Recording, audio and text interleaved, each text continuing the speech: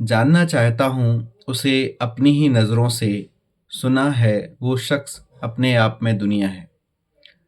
नमस्कार दोस्तों, राहत इंदौरी साहब का ये शेर था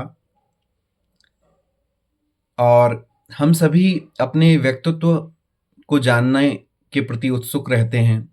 साथ ही साथ दूसरों के व्यक्तित्व के बारे में भी जानने के प्रति उत्सुक होते हैं।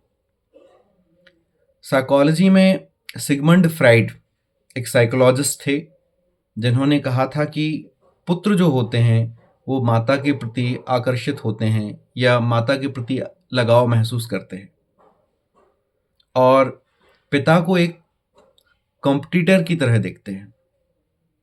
यही बात कार्ल जुंग ने पुत्रियों के लिए कही थी कि पुत्री जो होती है वो पिता के प्रति आकर्षित होती है और माता को कॉम्पिटिटर महसूस करती है। शेखर एक जीवनी जो पुस्तक मैं पिछले कुछ दिनों से पढ़ रहा हूँ, इसमें अज्ञे ने भी ये बात कही है और उसका हिस्सा मैं यहाँ पढ़ना चाहूँगा। उन्होंने कहा है कि ये एक साधारण बात है कि पुत्र जो है वो माता के प्रति आकर्षित होता है और पुत्री जो है वो पिता के प्रति आकर्षित होती है और इस तरह का जो व्यवहार के लोग होते हैं उनका व्यक्तित्व साधारण होता है, वो साधारण लोग हैं। पर कुछ लोगों में इसके विपरीत व्यवहार देखा गया है। मतलब पुत्र जो है वो पिता के प्रति आकर्षित हो रहा है या लगाव महसूस कर रहा है और पुत्री जो है वो माता के प्रति अगर आकर्षित है या उनके प्रति लगाव महसूस करती है तो ऐसे लोग असाधारण होते हैं। और ये जो असाधारणता है ये अपने एक्सट्रीम में होती है।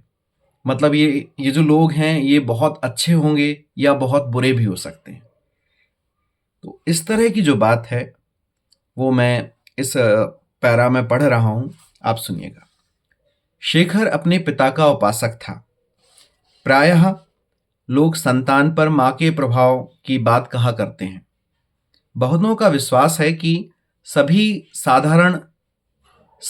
असाधारण व्यक्तियों पर उनकी मां का प्रभाव रहा होता है। लेकिन जहां तक मैं समझ पाया हूं, पुत्रों पर मां का प्रभाव पुत्रियों पर पिता के प्रभाव की तरह नकारात्मक होता है। वह स्थिरता देता है, उत्थान में उतना ही बाधक होता है जितना कि पतन में।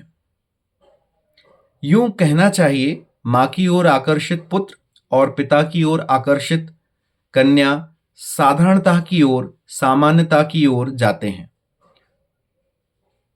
और पिता की ओर आकृष्ट पुत्र, माता की ओर आकृष्ट कन्या असाधारण होते हैं।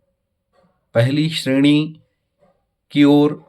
श्रेणी में मिलेंगे सीधे साधे शांत आदमी, सामान्य स्त्रियां जिनमें कोई खास बुराई नहीं है, जो साधारणता प्रसन्न और संतुष्ट हैं, जो जीते हैं, रहते हैं और मर जाते हैं।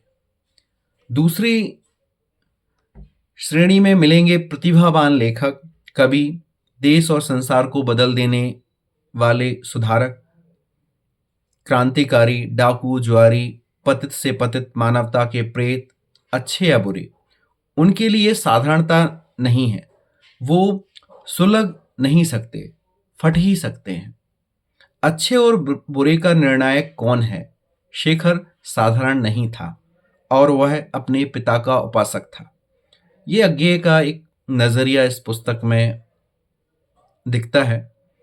साथ ही साथ साइकोलॉजी में जो लेटेस्ट थ्योरी है, थ्योरी ऑफ अटैचमेंट, उसमें इस तरह की बात कही गई है, पर वो बात इन पहलुओं से अलग है जिसके बारे में फिर कभी बात करूंगा। धन्यवाद।